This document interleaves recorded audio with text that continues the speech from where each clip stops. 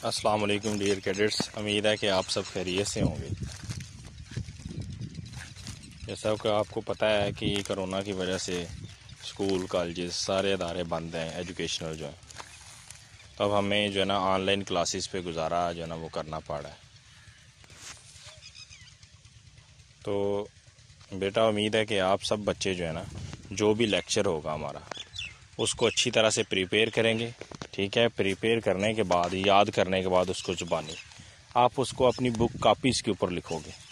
मैंने ये आपको पहले भी कई दफ़ा ये कह चुका हूँ ये बात कि जो भी है ना आप ये जब होमवर्क करते हो तो उसको ज़ुबानी याद करके लिखा करो। अगर आप ऐसे ही लिखना शुरू कर दोगे तो उसका आपको क्या फ़ायदा। वो तो छापा लगाने वाली बात है कि इधर से बुक से देखा और ऊपर कापी के ऊपर उतारना शुरू हो गए। तो ये जो तरीकाकार है या ये जो मेथड आप लोगों का ये बिल्कुल सूटेबल नहीं है। ठीक है, अच्छी बात यह है कि आप इसको पहले ज़ुबानी याद करो जो भी टॉपिक आपको मिलता है, फिर उसको आप ज़ुबानी लिखो।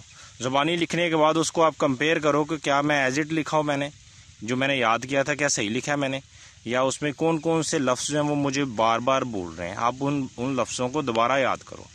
फिर जब आप टेस्ट में बैठोगे तो ये गलतियाँ रिपीट नहीं होंगी।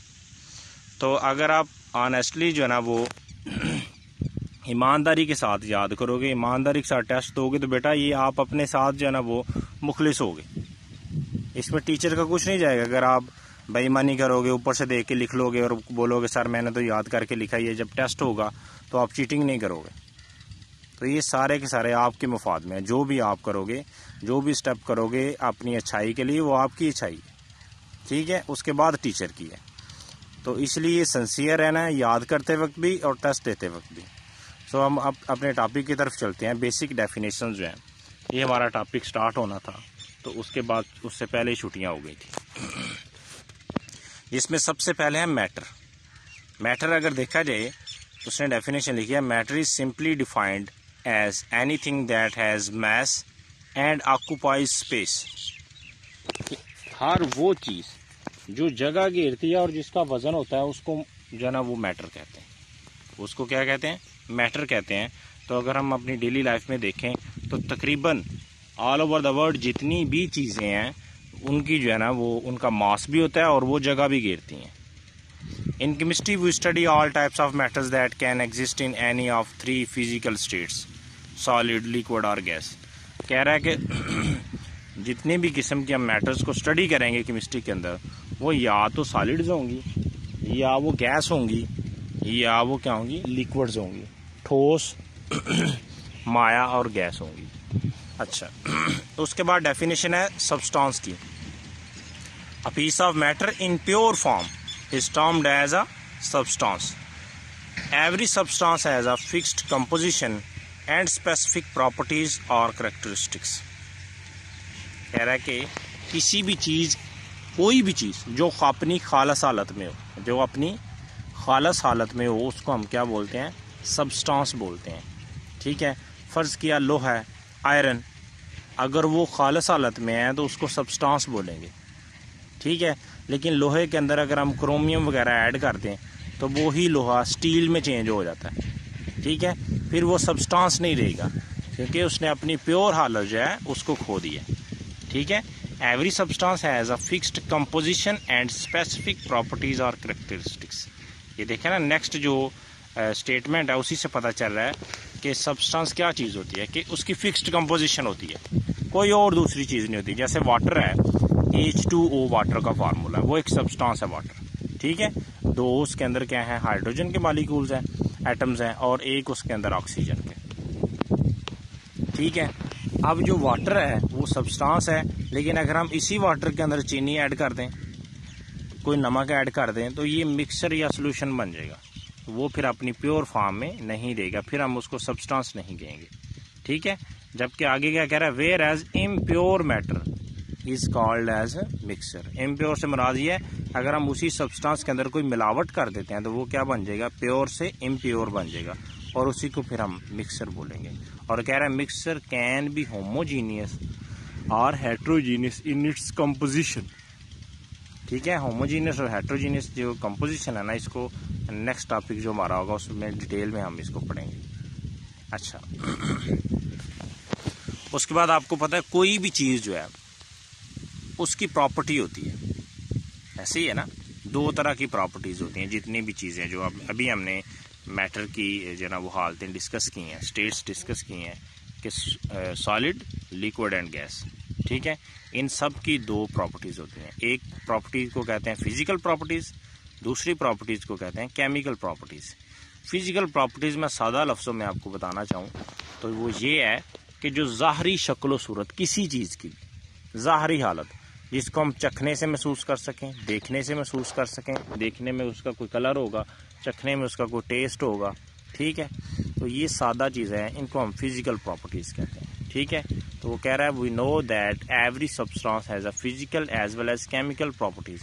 द प्रॉपर्टीज़ दोज आर, वो properties those are associated with physical state of substance are called physical properties. जो फिजिकल हालत के साथ ताल्लुक़ रखती हैं उसको फिजिकल प्रॉपर्टीज़, जैसे कलर, स्मेल, टेस्ट, हार्डनेस, किस चीज़ का सख्तपन, उसकी शक्ल, ठीक है, या क्रिस्टल वगैरह, shape of crystals, solubility, melting and boiling points, ठीक है। इन सब को हम क्या बोलेंगे, ये फिजिकल प्रॉपर्टीज़ हैं। अब उसने आगे एग्जांपल दिया, for example when ice is heated it melts to form water, when water is further heated it boils to give steam. In entire process, only the physical state of water change, whereas chemical composition remains the same. इसके कहने का मतलब यह है कि जो water का जो फार्मूला है H2O वो वही रहेगा, वो चेंज नहीं होगा, क्योंकि वो उसकी केमिकल प्रॉपर्टी है जो वाटर का फार्मूला है, ठीक है। लेकिन जो ही हम बर्फ़ का भी वही फार्मूला है जो वाटर का, बर्फ़ को हीट करेंगे तो किस में चेंज हो जाएगी, पहले सॉलिड थी, अब किस में चेंज होगी, है लिक्विड में। लेकिन जो ही अब उस लिक्विड को दोबारा गर्म करेंगे वही लिक्विड किस में चेंज हो जाएगा, गैस में, या जिसको हम वेपर्स बोलते हैं उसमें चेंज हो जाएगा। ऐसे ही है। तो ये इसकी फिजिकल प्रॉपर्टीज़ में चेंजिंग आई है, ना कि केमिकल प्रॉपर्टीज़ में। केमिकल प्रॉपर्टीज़ मोस्टली उसका केमिकल फार्मूला होता है, सादा लफ्ज़ों में, ठीक है। Chemical properties depends upon the composition of substance.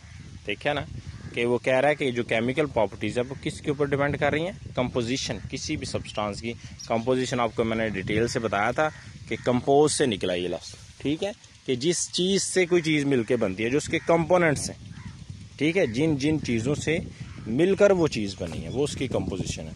कहता है when substance undergoes a chemical change its composition change and new substance are formed. For example decomposition of water is a chemical change as it produce hydrogen and oxygen gases।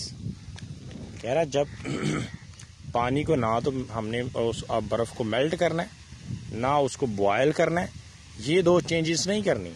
अब क्या करना है, इसको decompose करना है। Decompose कैसे होगा water अपने सब्सटेंसेस में, अपने कंपोनेंट्स में, जब हम वाटर की इलेक्ट्रोलाइसिस करें, ठीक है, वाटर को एक इलेक्ट्रोलिटिक सेल में डाल के उसकी इलेक्ट्रोलाइसिस करेंगे ना, तो इसके अंदर जो है ना वो केमिकल चेंज आ जाएगा। क्या होगा कि जिन चीज़ों से मिलकर पानी बना है, हाइड्रोजन और ऑक्सीजन से, वो दोनों की दोनों अलहदा हो जाएंगी, ठीक है। पहले पानी लिक्विड था, अब उसमें से हाइड्रोजन भी निकल गया और ऑक्सीजन भी निकल गया, अब वो दोनों गैस हैं, हाइड्रोजन भी गैस है और ऑक्सीजन भी गैस है, वो दोनों उड़ जाएंगे, ठीक है। इसको हम बोलेंगे केमिकल प्रॉपर्टीज़। तो chemical properties depends upon the composition of substance.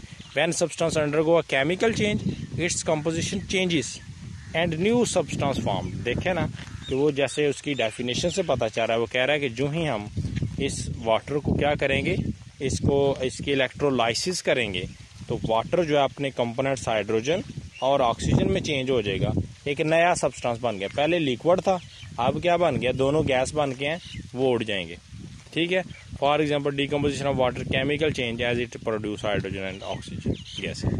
All materials are either substance और मिक्सचर, ठीक है। वो कह रहा है कि जितने भी मटीरियल्स हैं वो या तो क्या होंगे, वो सब्सटेंस होंगे, या वो क्या होंगे, मिक्सचर होंगे। या सिंपल सी बात है कि वो या तो अपनी प्योर हालत में होंगे या इम्प्योर फॉर्म में होंगे, दोनों में से किसी एक ना एक जो है ना वो हालत में ज़रूर होंगे। ये देखो उसने नीचे फ्लो शीट डायग्राम बनाई है, ये भी आपने बनानी है कि मैटर है, मैटर की कितनी टाइप्स हैं, दो, मिक्सचर एंड सब्सटेंस। अब मिक्सचर की कितनी है, होमोजीनियस मिक्सचर भी होता है, हेट्रोजीनियस मिक्सचर भी होता है। सब्सटेंस की कितनी है, एलिमेंट्स और कंपाउंड। समझ आ गई है?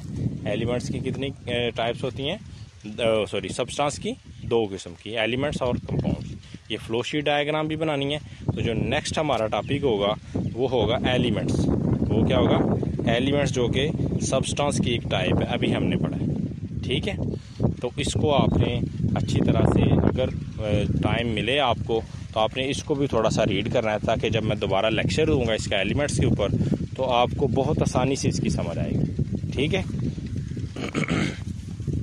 जो आपको इसके रिलेटेड क्वेश्चन हो, आपने जो टॉपिक आज हमने पढ़ा है बेसिक डेफिनेशन, किसी किस्म का क्वेश्चन है, किसी चीज़ की समझ नहीं आ रही, जो भी प्रॉब्लम है वो आपने बेटा मुझसे शेयर करनी है मेरे पर्सनल कांटेक्ट पे। ठीक है, पर्सनल कांटेक्ट पे शेयर भी करनी है। ठीक है, और जो काम है वो सबमिट भी करवाना है। बार बार कह रहा हूँ कि पहले याद करना है, फिर याद करने के बाद इसको ज़ुबानी लिखना है। ठीक है बेटा, अल्लाह हाफिज़।